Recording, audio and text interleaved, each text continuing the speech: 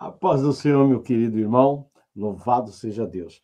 Meus amados, muita alegria, estou mais uma vez aqui com os irmãos para poder apresentar uma das obras mais esperadas aí que nós brindávamos para chegar aqui no Brasil. Trata-se da obra Um Convite à Septuaginta. Olha só que lindo.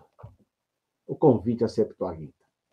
Logo de cara, quero parabenizar a Edições Vida Nova por esse excelente trabalho. Na verdade, a segunda edição, muito bem feita, muito bem trabalhada, corrigida, ampliada, e nos traz aqui alguns detalhes, assim, fantásticos.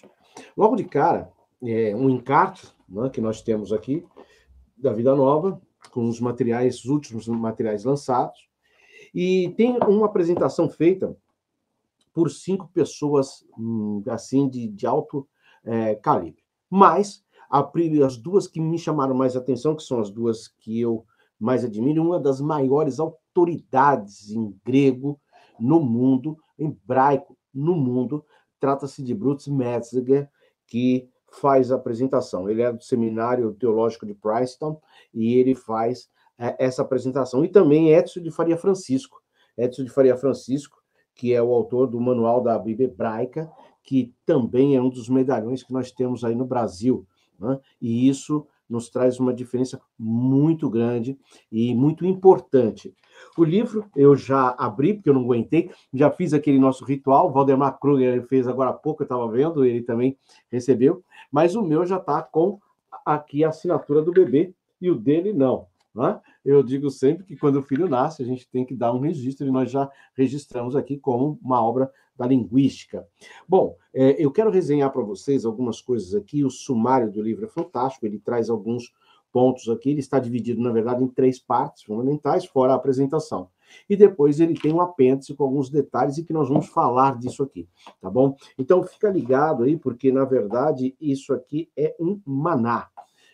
Eu vejo muitas obras que foram lançadas, inclusive Edições Vida Nova, ela trouxe, deixa-me ver qual foi o ano que esse material saiu, não é muito distante, ele deixa-me ver, de 2022, de Philip Comfort, que é o Manuscritos, uma introdução à paleografia do Novo Testamento, uma crítica textual, que é essa obra aqui, também editados aqui pela nossa querida Edições Vida Nova.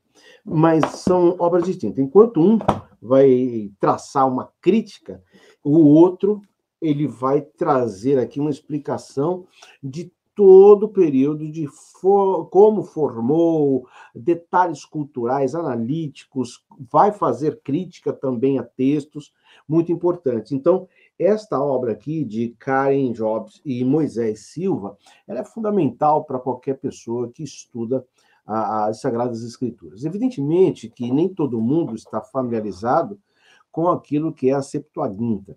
Inclusive, ele traz aqui uma abordagem bem interessante, muito interessante, por sinal, abrindo a distinção do termo Septuaginta. Ele vai gastar pelo menos 2 páginas no livro, apresentando isso, como essa palavra surge, qual é o efeito e como ela foi assumida.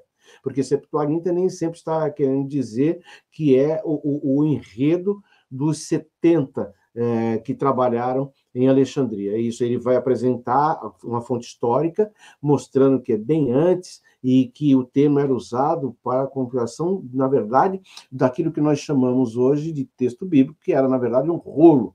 E um rolo, por exemplo, do Gênesis, ele poderia estar dividido em um número incontável de rolos. Né? E ele apresenta esse detalhe. Eu achei muito top, muito bacana, e aconselho você a ler assim que você adquirir, porque vale a pena, tá bom?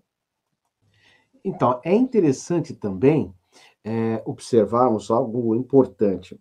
Quando esse livro, né, ele começa, esse trabalho, né, ele começa a ser desenhado e tudo, os 2 autores, né, primeiro Karen, que passa a ser uma professora, tá? E depois Moisés, que no seu curso de doutorado eles vão ampliar tanto um quanto o outro, respeitando seus períodos, eles vão se infiltrar nas áreas da Septuaginta, estudando mais profundamente para ter um parâmetro. Inclusive, a Karen, ela comenta aqui, na sua abertura, que ela já tinha algum conhecimento, mas quando ela estava no seminário em Princeton, se não me engano, ela diz que teve um dos maiores desafios, né, que ela teve, porque os próprios professores falavam de que era uma disciplina muito dura, muito difícil, muito complicada.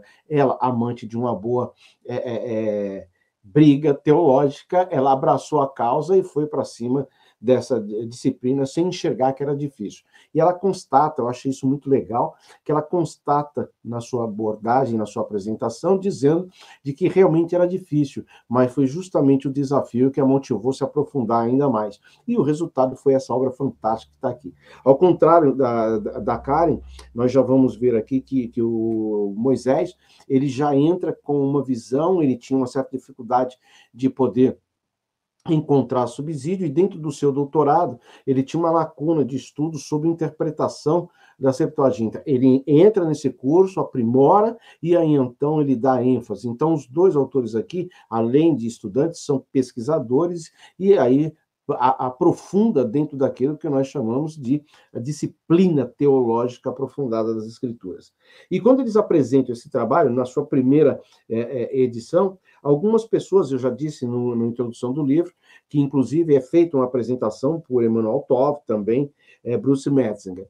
Mas, além desses dois, nós temos aqui, tem outros, tá? Mas eu destaquei Robert Gundry, que tem uma teologia no Novo Testamento escrito, que é fantástica, a obra daqui, que vale a pena você adquirir.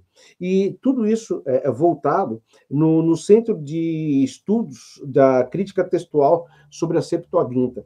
Eles, nesse período, eles começam a se aprofundar de forma que vai resultar nessa obra maravilhosa que nós temos aqui. Um outro detalhe, lá na página 43, eu achei bacana. Bom, todo o livro é empolgante, né? Ele já chega, você começa a discorrer e não para, né? Ele usa a discriminação GA. O que é o GA? GA é uma abreviação da grega antiga. Então, quando nós vemos a expressão LXX, que nem todo mundo está familiarizado, é a abreviação romana para 70. Então, 70 se escreve com LXX. E ele apresenta isso aqui. Então, quando você vê, durante o discorrer do livro, a expressão LXX ou, né, LXXGA, você já sabe que é uma tradução da antiga grega, né, da língua grega antiga, sobre a Septuaginta. Então, isso daqui vai ser bacana, que vai te abrir entendimento. O livro, ele é bem didático, achei legal, mas, ao mesmo tempo, ele não é aquele livro cansativo, ele não é aquele livro exaustivo, né? É um livro que tem uma linguagem que até a academia, não pode dizer que não, porque ele sai dela, mas ele também está acessível à pessoa mais simples. Então, se você nunca se familiarizou com tradução, se você nunca se familiarizou com a própria pesquisa sobre a Septuaginta, enfim, seria legal você aprofundar nessa obra. Por exemplo, eles tomaram cuidado, eu acho que aí vai muito mais da linha do autor do que propriamente do tradutor, de trazer uma linguagem que fosse acessível aos dois públicos, tanto o erudito da linha acadêmica, quanto aquele que está começando, que também precisa de uma informação tão fácil de entendimento e de abertura de caminhos para poder chegar até a erudição. Nesse sentido, se você olhar a crítica textual, tá, de Emmanuel Tov, você vai ter essa crítica textual, e é um trabalho realmente muito difícil. Mas Emmanuel Tov, ele que faz uma análise, em alguns pontos ele aparece aqui, ele segue a linha dos autores. Então, eu destaquei Emmanuel Tov justamente em função disso, tá bom? Eu quero trazer para você aqui uma informação que ele traz aqui na página 43. Diz assim: o leitor deve estar avisado, portanto, de que, na realidade, não existe algo chamado a Septuaginta. É preciso prestar atenção, especialmente ao contexto em que o termo é usado, até mesmo ao autor e até o presente obra. Infelizmente, alguns autores empregam esse termo de modo descuidado e ambíguo, e a confusão inevitável que nasce dessa ambiguidade levou estudiosos da Septuaginta a pedir uma terminologia padronizada. Ou seja, no começo do vídeo eu falei sobre a questão da utilização da palavra, do termo, né? Septuaginta, como ele é utilizado para livros que, na verdade, eram os rolos e assim por diante. E lá no passado, a expressão Septuaginta era diferente do que nós temos hoje, definindo esses livros, que é a tradução grega da Bíblia hebraica. Mas nem sempre foi assim. Eles tinham essa expressão válida para rolo específico, ou até mesmo alguns trechos era considerado Septuaginta. Tá bom? E eu vou trazer agora para você uma curiosidade bacana que está lá no capítulo 4, que você vai gostar, tá bom? Então, o capítulo 4 do livro, ele tem o seguinte tema: a Septuaginta como tradução. Então, ele vai explicar a Septuaginta, como ela foi feita a sua tradução e considerações do hebraico para o grego. Eu sei, formidável isso. E ele traz aqui algo diferente. E eu queria trazer para você, inclusive eu tenho um vídeo aqui no canal que eu falo sobre isso, a questão de uma tradução e de uma transliteração, tá? Aqui nós temos uma tradução ao pé da letra de um termo hebraico para um termo grego. Quando nós trazemos isso, ele traz algo aqui que é interessante, que é o chamado desafio linguístico. Esse desafio linguístico, o que tem a ver? Pastor, explica isso. Para explicar esse desafio linguístico, eu gosto sempre de usar o Salmo 121. Por quê? Porque na época do Salmo 121, quando ele diz, elevo meus olhos para o monte, de onde me virá o socorro? Bom, essa palavra elevo, né, ela é uma palavra nativa do termo raiz elevador. Bom, elevador é uma coisa para nós na atualidade. Essa expressão não existia no tempo de Moisés, por exemplo. Não existia no tempo de Davi, por exemplo. Como lidar, então, com o elevo? Né? Essa expressão elevo, que dá origem à palavra elevador, ela vem de levantar os olhos. Então, como que o hebraico trabalha isso? Né? Elevar os meus olhos. Elevar, olhar para o alto, olhar para cima.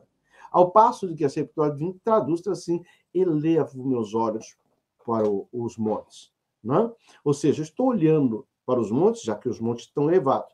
Ele faz essa adaptação para poder trazer o que hoje nós lemos como elevo meus olhos para os montes.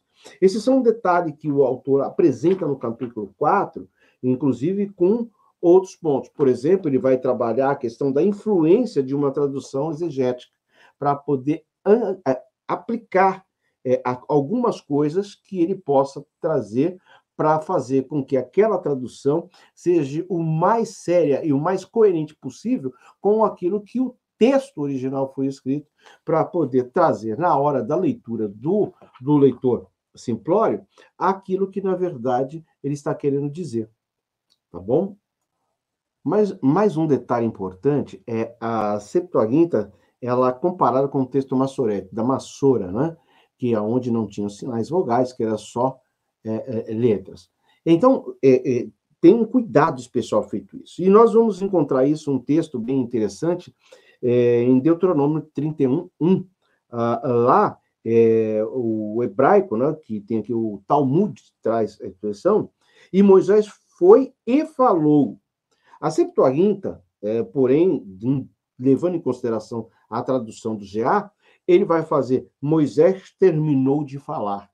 Ou seja, ele vai pegar o que o texto literal está dizendo e vai traduzir para uma linguagem entendível que esteja em similaridade de tradução com outras línguas. Bom, ele apresenta várias passagens, inclusive passagens com Absalão, que a maioria das críticas textuais trazem, e tal, alguns textos de Salmos, enfim. O livro ele é fundamental para que a gente possa ter uma visão, um entendimento mais coerente do que é uma tradução bíblica da Septuaginta. Então, parabéns, Edições Vida Nova, mais uma vez, parabéns ao público do canal Pentecostais Arminianos, que sempre está prestigiando o nosso trabalho, e dizer para vocês que nós demoramos um pouco devido à demora da chegada dos Correios. Mas assim que chegou, nós já preparamos para você, tá bom? Eu vou te pedir, se você gostou, se você achou interessante e tal, se você não gostou, seja como for, deixa aí o teu like, deixa a tua opinião, porque esse trabalho é bom, tá bom? E corre depois na descrição do vídeo, vai ter o link para você adquirir. Tem uma promoção que eu fiz para você, que é do canal Pentecostais Arminianos, que está aqui disponível, tá bom? Deus abençoe, fique com Deus e até a próxima, querendo Deus, tá bom? Deus abençoe. Fui.